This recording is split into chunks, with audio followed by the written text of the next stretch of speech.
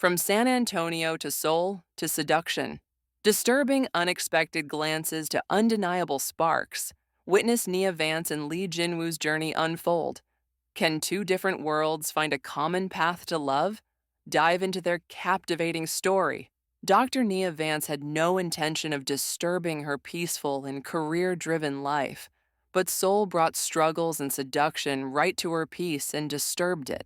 One man wanted to protect her, and the other wanted to possess her.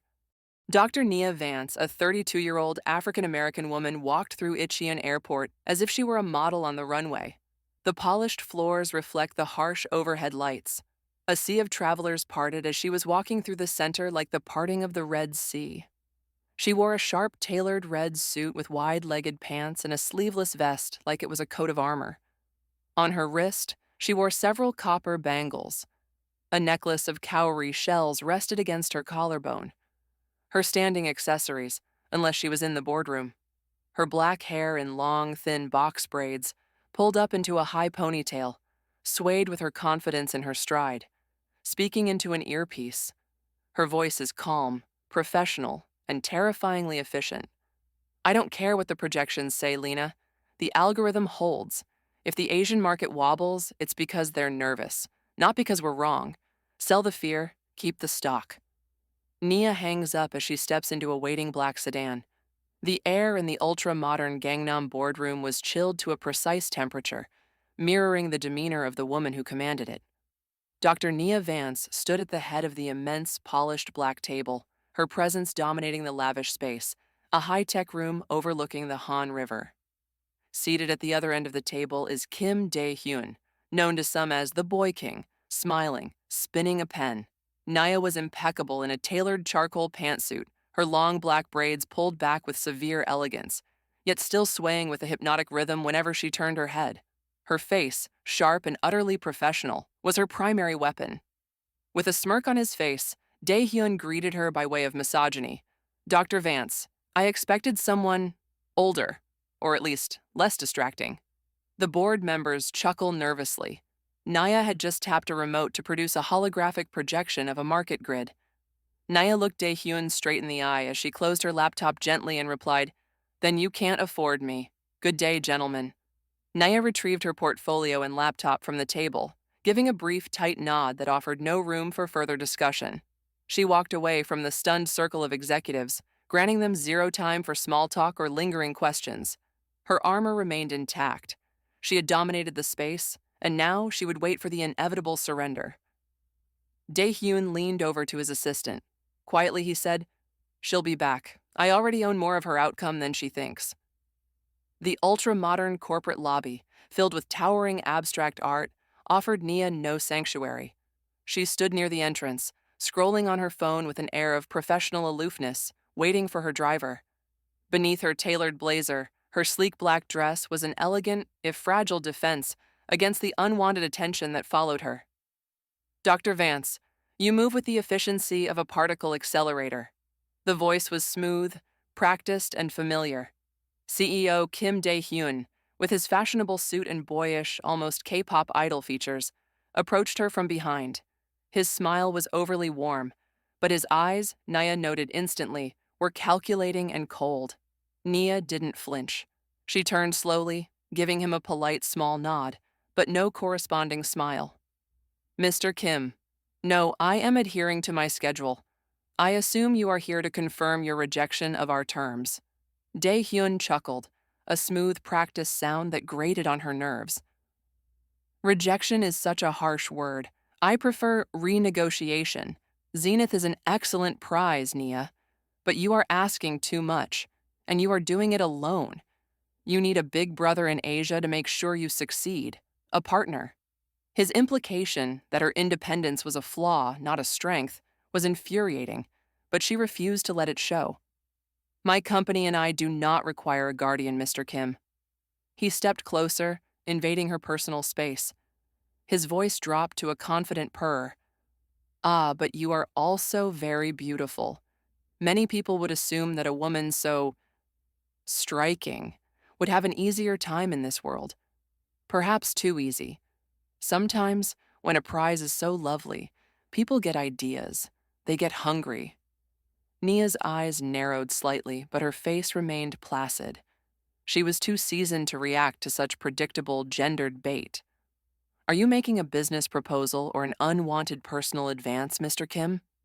Dae-hyun's smirk widened. Both, perhaps, but let me be perfectly clear on the business side. I have already acquired certain assets that make your current expansion rather precarious. You see, I don't need your agreement to influence your outcome. Think of me as the executive you didn't know you needed, Nia. Yet, fortunately, Nia's driver pulled up just then, the black sedan gliding silently to the curb. She didn't grant Dae-hyun a reply.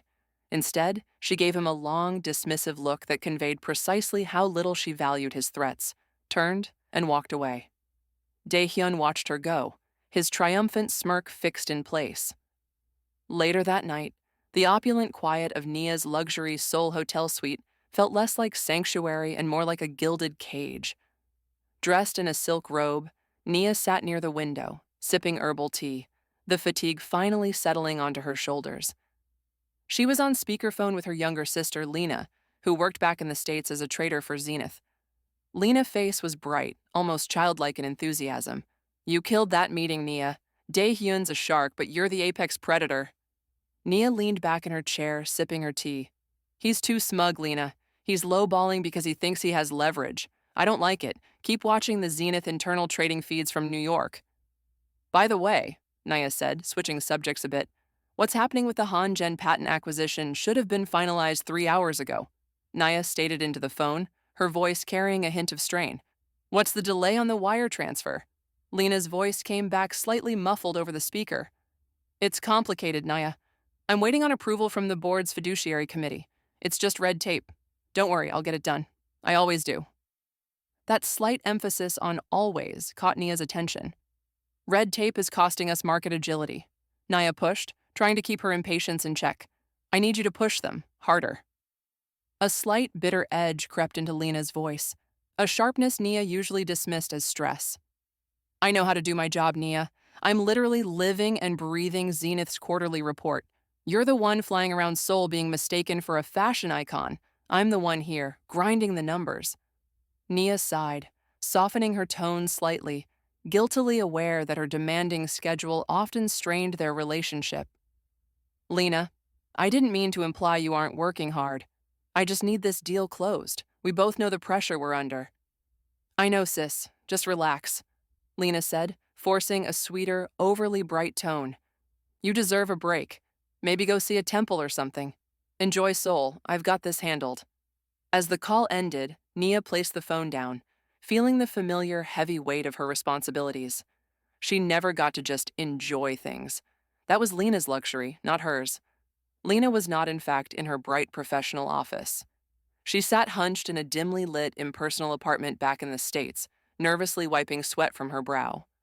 On her computer screen, a hastily closed chat window showed a single, chilling exchange with an anonymous account. Data delivered. Now pay up. The account name was clearly a pseudonym for Dae-hyun's corporate handle. The deep-seated jealousy Lena felt of always being in Nia's perfect shadow had finally driven her to the unforgivable act of betrayal. The atmosphere at the rival firm's tech mixer was a cacophony of ambition, low music, and competitive laughter. Nia, dressed exquisitely, felt regal yet isolated. She was tired of politely fending off older businessmen more interested in her history than her company's revolutionary future. She sensed his approach before she saw him. CEO Kim Dae-hyun's presence was always announced by a sudden drop in the conversational integrity around her. Still standing alone, Nia? Dae-hyun purred, smoothly inserting himself into her immediate vicinity. You embarrassed me today. That's dangerous in this city. Please don't, Nia cut him off, her voice low and sharp. I prefer to choose my own company. Dae-hyun leaned in, whispering close to her ear, the warmth of his breath an invasion. But I am your company now. Haven't you felt the squeeze yet? Look at your stock. Your American partners are getting nervous. The insult this time stung with an edge of truth. Her stock had been inexplicably volatile. Suddenly, a large, strong hand settles firmly on Dae-hyun's shoulder. It was director Lee Jin-woo. His presence was intimidating, tall, and calming, all at the same time, his presence cutting through the predatory noise. At 6 feet 4, with chiseled features and distinguished and coal-black hair styled neatly, he radiated an undeniable, quiet authority. Director Kim. Jin-woo's voice was deep and measured, addressed formally to Dae-hyun. I was under the impression you were negotiating with Han-Gen for their Q3 manufacturing assets. You seem to be negotiating something else entirely. Dae-hyun was clearly irritated by the interruption, but couldn't afford to disrespect the power Jin-woo's family name commanded. Director Lee, just sharing strategy with Dr. Vance. Good to see you. Jin-woo dismissed Dae-hyun with the slightest of nods. Dr. Vance and I have a brief private discussion scheduled, if you'll excuse us. He then gently guided Nia away, his hand resting lightly and non-intrusively on her elbow, a wall of safety that required no aggression. Dae-hyun watched them leave, his malice unconcealed. Once they were out of earshot, Nia removed her arm, looking at Jin-woo coolly. Thank you for the intervention, Director Lee, but I am perfectly capable of handling Mr. Kim's inappropriate overtures. Jin-woo gave a subtle, almost invisible smile that hinted at a warmth beneath his chiseled exterior. I apologize if I overstepped, Dr. Vance, but Dae-hyun is less interested in overtures and more interested in traps. He's a wolf dressed as a prince. I simply wanted to remove you from the immediate threat. Guarded Nia offered her hand. Director Lee, the Prince of Seoul Infrastructure. I read your white papers. Impressive. Please, just Jin-woo. Can I get you a quiet exit? As a helpful colleague, he replied, meeting her gaze steadily. Nothing more? No, I'm fine, but thank you. I can find my own way out. He executed a polite, formal bow and walked away, leaving Nia alone, but far more unsettled than Dae-hyun had managed to make her. She was intrigued by his lack of pretense, sensing that Director Lee Jin-woo was a dangerous enigma, the first man to see her armor and still find her worth protecting. The news hit Dr. Nia Vance like a physical blow. She was in a Seoul cafe trying to enjoy a rare moment of peace when her phone exploded with urgent notifications, followed by a call from Jay, a young, frantic IT technician. He was staring at 3 screens of data, one being the stock ticker for Zenith flashing red. The proprietary encryption algorithm displayed chaotic fluctuations, the very heart of the company's market advantage. Dr. Vance, the firewall, it's not breached, but the algorithm's core logic is being reverse-engineered simultaneously across 3 different competitor platforms. It's like they didn't steal the code. They just got the blueprint and rebuilt it in minutes. Nia's tea forgotten, as she was already headed to her hotel room. This wasn't a glitch. It was a targeted hit. Her outward appearance calm, but her eyes were blazing. Pull the access logs for the Matrix upload portal. Narrow it down to the last 48 hours. Non-local access. Jay's fingers fly across the keyboard, then he freezes. Just as she entered her hotel suite, Dr. Vance, this is internal. It's a Zenith login. The master matrix was downloaded to an unsecured terminal 4 days ago, stateside. The timestamp matches a successful login from, he offered with a voice near a whisper, L. Vance. The calm facade she had maintained for days, fracturing into shards of cold fury and panic. She was stranded in Seoul, hundreds of miles from the Zenith headquarters, and now she had to fix a crisis that threatened to erase 4 years of her life's work. The vulnerability was terrifying. She had built the fortress of Zenith brick by brick, and now someone had found the weakness in its foundation. She promised herself one thing. She would find the betrayer before she returned home. Nia locked herself in her suite, fueled by black coffee and sheer adrenaline. She spent 12 relentless hours tracing the leak, diving into the deep layers of the company's network code. The evidence was damning. The breach was not external, but pointed to a coordinated internal sabotage. Her mind still didn't want to accept that her sister, Lena, was at the root of this crisis. The thought was too grotesque to process. She focused instead on the digital fingerprint. It was sophisticated, clearly orchestrated by someone with both deep access and profound market understanding. Just as the pieces of the digital puzzle began to align into a sickening picture, her phone chimed. It was CEO Kim Dae-hyun. "Dr. Vance." His voice was sickeningly smooth, radiating smug satisfaction. "I trust you've seen the news. Such a shame about your little company. But as promised, I have the leverage now.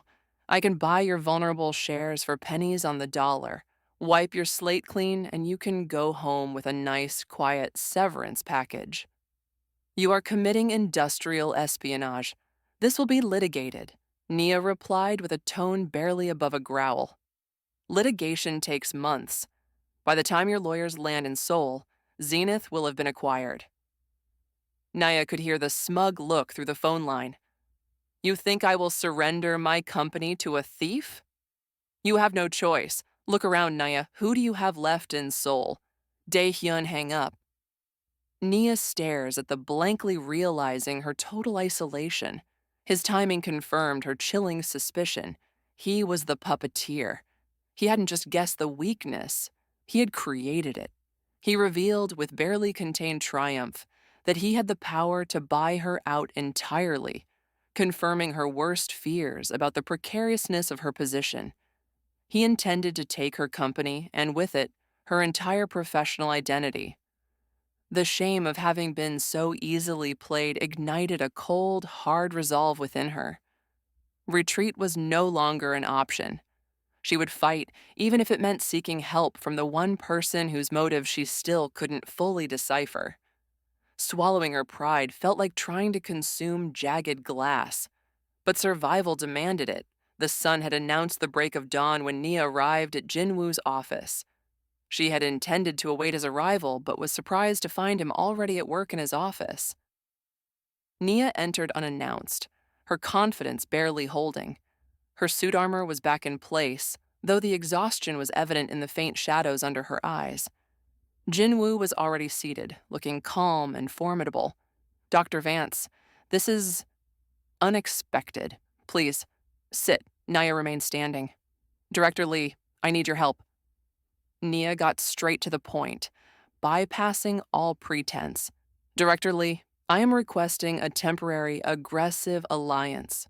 She laid out her cards, revealing the internal sabotage, though she shielded the full depth of her suspicion. "I need your company's infrastructure, your security grid, to stabilize Zenith's network and counter the current assault. In exchange, I will grant you immediate, exclusive market access to our U.S. clients, an arrangement far more valuable than anything CEO Kim could offer you." Jinwoo listened in absolute silence, his dark eyes never leaving her face. He didn't look surprised or opportunistic, merely calculated. The minutes stretched, thick with unspoken tension, as he analyzed her desperate proposal. "The infrastructure is proprietary, Dr. Vance," he finally replied, his voice measured. "But your offer, it is significant. You are putting everything on the table." "I am," she confirmed, the word barely a whisper. She knew the risk. She was offering a piece of her life's work to a practical stranger. Jinwoo stood and he approached her slowly.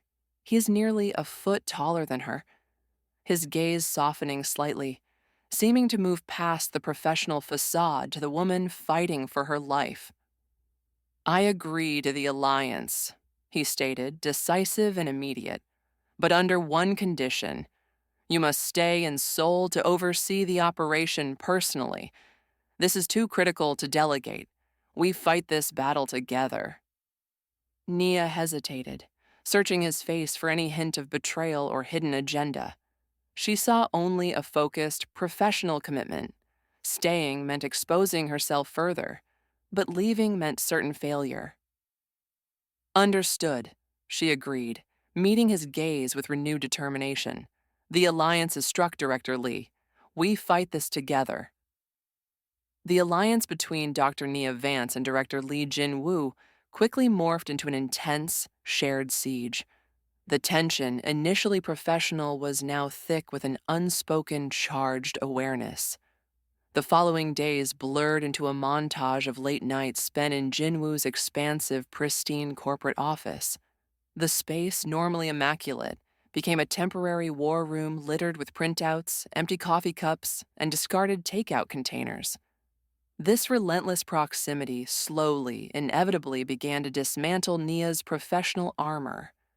Jinwoo witnessed her sheer brilliance firsthand, watching in awe as she dissected complex algorithms with surgical precision, often working without pause until the pink light of dawn crept over the Seoul skyline. Nia had fallen asleep at some point with her head on her arms. At some point while she was asleep, Jinwoo had gently draped his jacket over her shoulders. She did not know that he had sat watching her sleep. For the first time, she looked delicate. The sun had already risen by the time she woke. She removed his jacket quietly so as not to disturb him. His eyes were closed and he leaned back in his chair.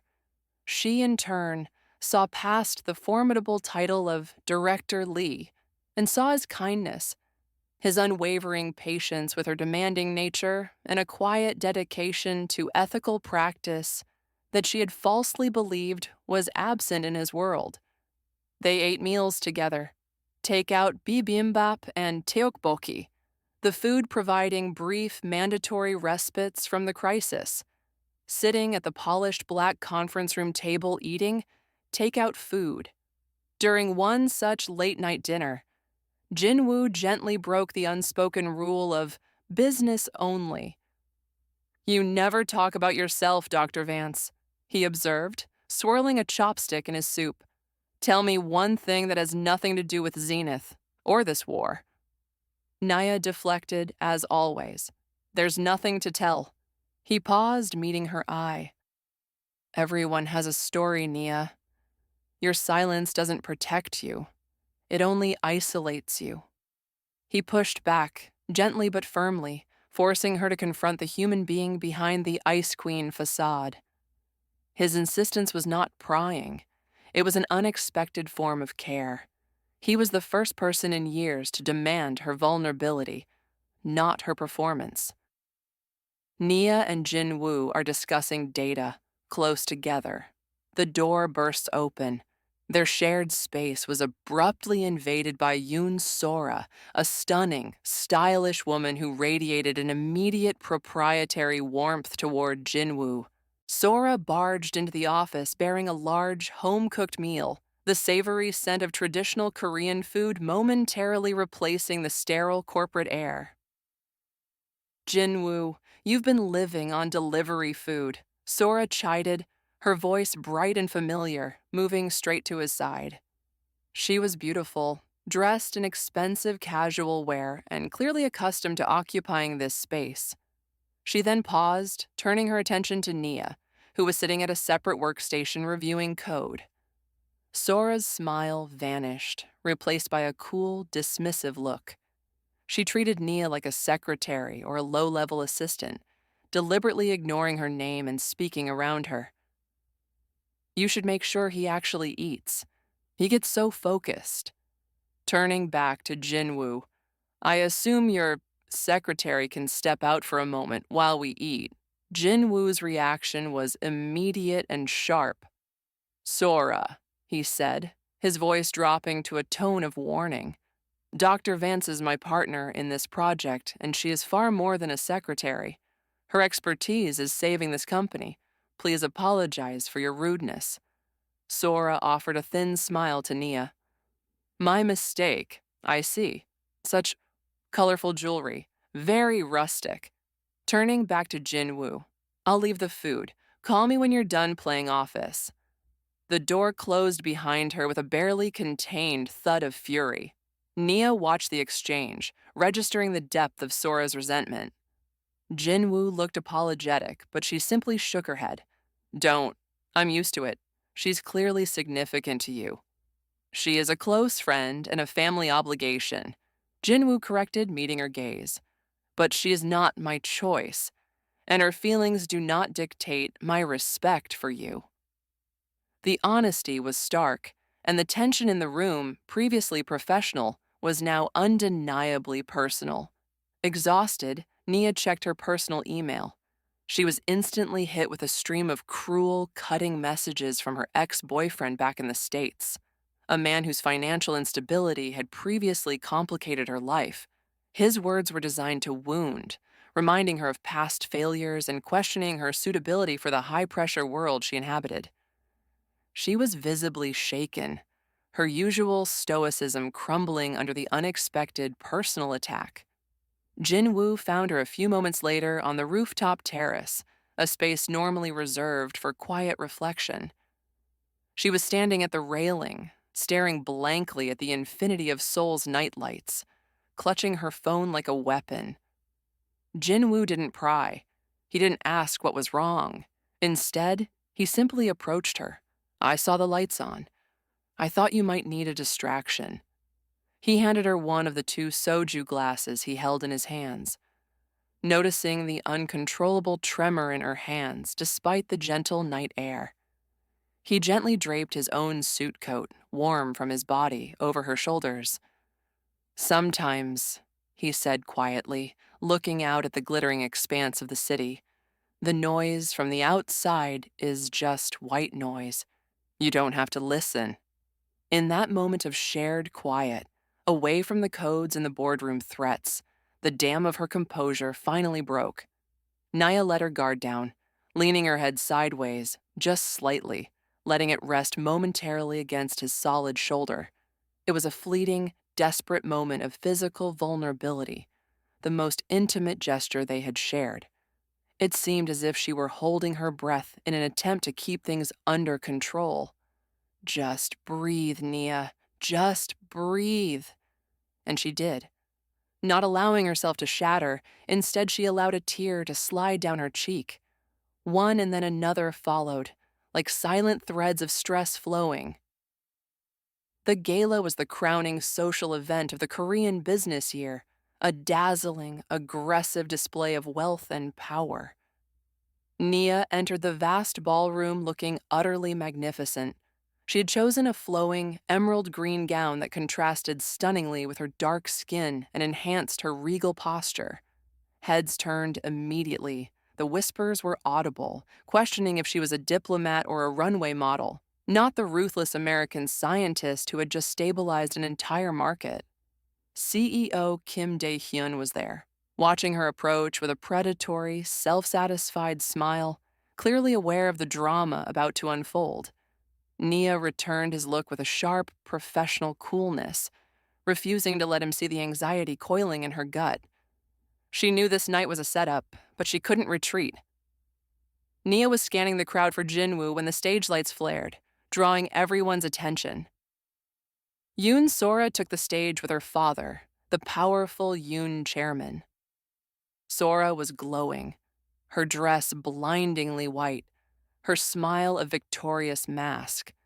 The chairman tapped the microphone, the sound reverberating through the massive room. "Tonight," he announced, his voice booming with forced joy, "is a night to celebrate the union of two great families and two great companies." He went on to extol the virtues of the planned merger between the Yoon and Lee families. Then came the staggering blow. "It is my great honor," the chairman declared, "to officially announce the upcoming engagement of my daughter, Yoon Sora, and director Lee Jin-woo." A wave of shocked, ecstatic applause swept the room. Nia felt the blood drain from her face. The sound of the applause was deafening, the celebratory noise echoing in her ears like a terrible joke. She scanned the crowd, her heart pounding a frantic rhythm against her ribs. She finally found Jin-woo standing near the back, his posture rigid. His face was a mask of utter shock and horror. He looked as played as she felt. His eyes met hers across the crowded ballroom. He opened his mouth, a desperate, silent plea reaching out to her. But Nia couldn't hear it. Her logical, protected mind instantly provided a cruel explanation. He had used her. He had played the helpful colleague to gain her trust, to keep her in Seoul, all while finalizing his real, lucrative, and strategic marriage. The weeks of late nights, the gentle intimacy, the coat on the terrace, it was all a calculated lie. Her face hardened, locking back down into the impenetrable mask of the Ice Queen. The pain was immense, sharper than any corporate attack. She didn't give him the satisfaction of seeing her tears. Nia Vance turned on her heel and walked out of the gala, leaving the brilliant, chaotic applause of her ultimate betrayal behind her. The chill of the Seoul night was nothing compared to the ice in Dr. Nia Vance's veins. She didn't return to her hotel. Instead, she walked aimlessly, the silence a shield against the ringing noise of the chairman's announcement. 60,000 characters worth of pain and betrayal pulsed behind her eyes. She'd allowed herself a moment of weakness, a foolish trust, and it had been exploited for a corporate power play. Jinwoo found her eventually, leaning against the polished facade of her hotel, waiting. When he saw her, the horror on his face transformed into sheer, desperate urgency. "Nia, please, you have to listen to me," he pleaded, reaching out a hand. "That announcement was a lie, a total fabrication by my father and Sora's family."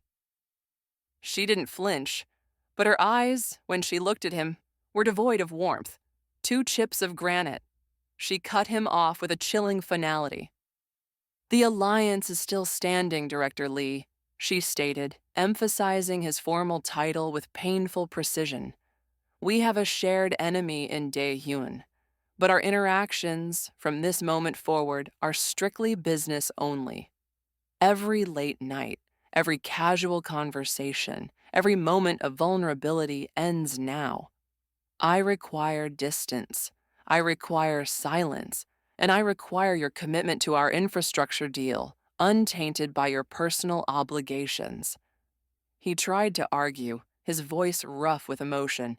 "It was an ambush, Nia. I knew nothing about the announcement. You have to believe me. I would never—" "I believe what I saw, Director," she interrupted, her voice gaining strength, cold and steady. "I saw a woman claim you on a stage, and I saw you stand there. That is all the information I require. Do not compromise the project further with your excuses." She walked past him and into the lobby, leaving him standing alone in the desolate Seoul night, his face etched with defeat and growing anger. Anger not at her, but at the family that had put him in this impossible position. Jinwoo's return home was a collision with his own suffocating world. He stormed into the Lee family estate, immediately seeking out his father. The argument that followed was less a conversation and more a furious exchange of duty and defiance. "You will apologize to the Yoon family, Jinwoo," his father thundered, the authority of his position echoing off the luxurious, traditional wooden walls. "You will cease this destructive behavior. This merger is critical to our legacy. You cannot throw it away for a fleeting fascination with some foreign consultant. This foreign consultant is the only person fighting to save the integrity of our company," Jinwoo shot back, his respect for his father battling his boiling indignation. "And I will not marry Sora." The engagement announcement was a deliberate, malicious lie, orchestrated by her father to pressure us. It was an illegal manipulation designed to hurt Dr. Vance and force my hand. The fight was immediately complicated by the arrival of Yoon Sora, who was already enacting her performance. She entered, tears streaming down her face, playing the perfect victim. She cried to his parents, clutching her hands in feigned misery, claiming that Jinwoo had been corrupted by the foreigner, the brilliant, uncompromising woman who threatened their established world. Sora's tears were calculated weapons, making Jinwoo's ethical stance look like simple, childish infatuation. Jinwoo felt trapped, squeezed between his family's legacy and his desperate need to protect Nia. Working alone, driven by righteous fury and a desperate need for distraction, Nia plunged back into the leaked code. Her emotional disconnection from Jinwoo had lent her a savage, focused clarity. She was determined to find the original source of the sabotage that Dae-hyun had exploited. The lines of code swam before her, a dense, cryptic language that she knew better than her own native tongue. She traced the data packet's route, hour by hour, until she found the initial digital signature, the single specific timestamp of the first unauthorized file access. She ran a cross-reference against her Zenith employee log. The screen flashed a name, Lena. The heartbreak was immense. It was a pain far deeper and more devastating than Jinwoo's alleged betrayal. The correlation was absolute. Lena's login timestamp matched the theft of the proprietary algorithm. Her own sister, the one person she had trusted unconditionally with her company and her life, had sold her out to Dae-hyun for money and spite. The shock was physical. Nia leaned heavily against the desk, fighting the overwhelming nausea. The Ice Queen dissolved into a woman consumed by profound, raw grief. She wasn't just betrayed, she was gutted. Nia set up a video call immediately, giving Lena no warning. Lena answered, looking nervous and too brightly casual. Nia, hey, everything okay? I heard about the stock. Nia cut her off, her voice low and dangerously quiet, leaving no room for excuses. Don't lie to me, Lena. I have the timestamp. I have the login details. I know exactly when you opened the firewall and sold Zenith's core algorithm to Kim Dae-hyun. Lena's carefully constructed composure shattered instantly. She broke down into ragged, hysterical sobs, collapsing into a chair. She didn't deny it. She couldn't. I didn't mean to, Lena wailed. He cornered me. He promised me money. And I hate you, Nia. I hate always being your shadow, always being Nia Vance's little sister. You get all the glory, and I'm just here, grinding the numbers. Her tears were real, but her resentment was toxic. Nia watched the breakdown, the immense love she felt for her sister battling the searing knowledge of her corporate ruin. But in that moment, she made the difficult, decisive choice. She chose her company's integrity over toxic family loyalty. You had a choice, Lena, Nia stated, her voice trembling but firm. You committed industrial espionage. You jeopardized the livelihood of 4,000 employees and every investor who trusted us.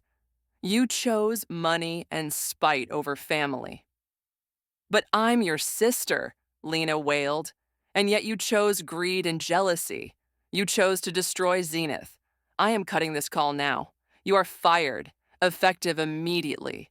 Expect legal action to follow. I will not let you destroy my life's work. She ended the call abruptly, the silence that followed echoing the sound of a door slamming shut on her past. She had fired her own sister. The immense, isolating choice left her completely alone, but utterly clear on her path forward. Later that same day, Jinwoo arrived at her hotel. He waited outside for hours until she let him in. He looked put together, wearing tailored black slacks and black button-down shirt with the sleeves rolled up. But if you looked just a bit closer, in truth he looked deeply troubled, exhausted, but resolute. Nia went down. I'm not leaving until you listen, he stated, his face grim. I came here to apologize again for the gala, but now I know that's the least of your concerns. I heard what happened with Lena. I know you're alone. Nia simply looked at him, too drained for anger. I am handling it, Director Lee. Stop, he insisted. That ambush was a lie, orchestrated by Sora and my family. My refusal to marry her is absolute. I don't want the merger, Nia. I want you. I've never met anyone who fights with such integrity, such passion, even when the world, and your own sister, betrays you. I need you to know that I am not your enemy. Nia spoke to him with a bit of sadness.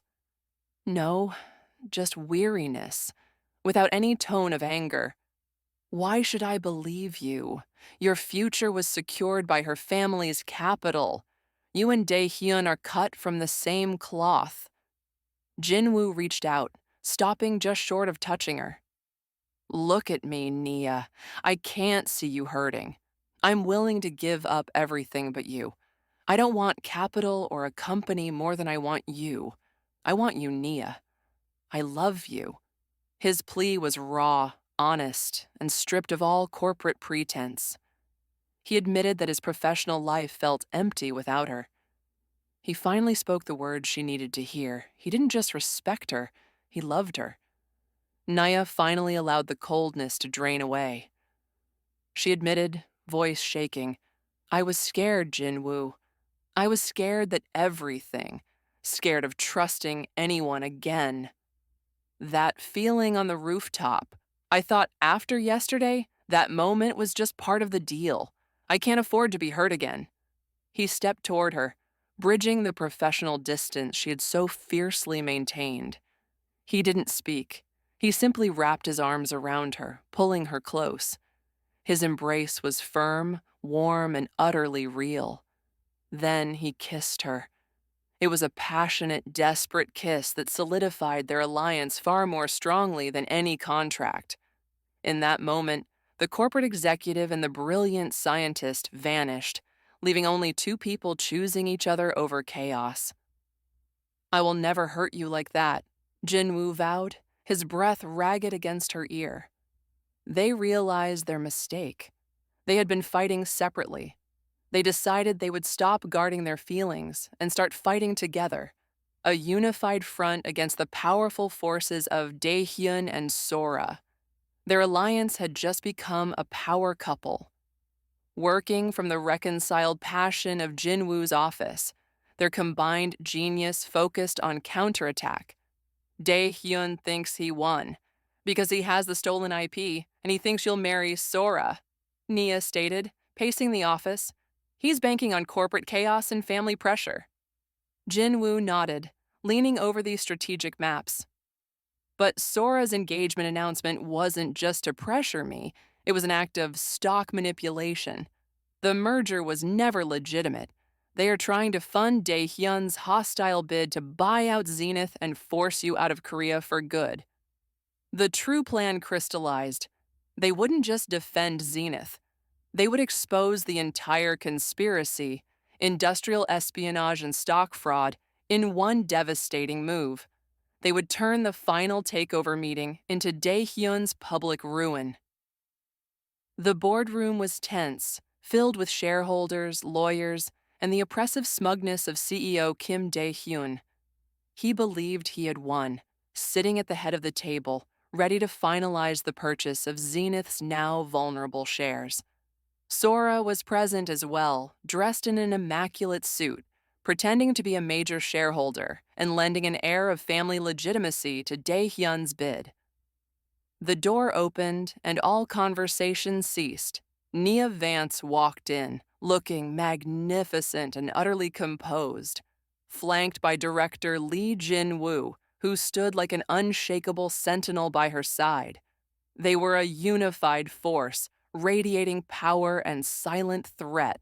Their entry instantly shifted the balance of power in the room. The meeting began, and Dae-hyun started his smug presentation, listing the reasons why Zenith was now his for the taking. Nia waited patiently, letting him finish, letting him feel his fleeting triumph. When it was her turn, she stood up slowly. Her voice was calm, clear, and devastatingly precise.